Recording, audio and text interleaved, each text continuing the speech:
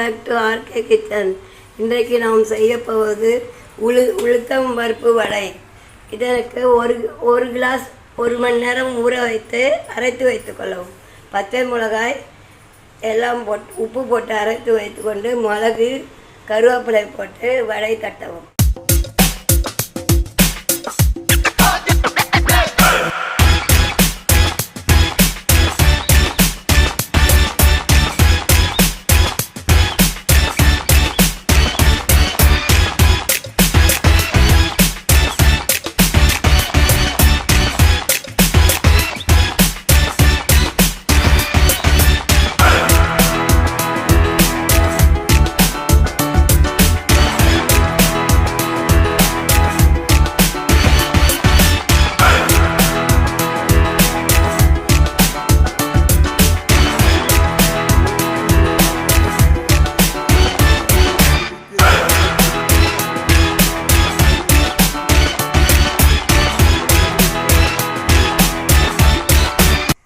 பொன்முருளாக தயாராகிவிட்டது.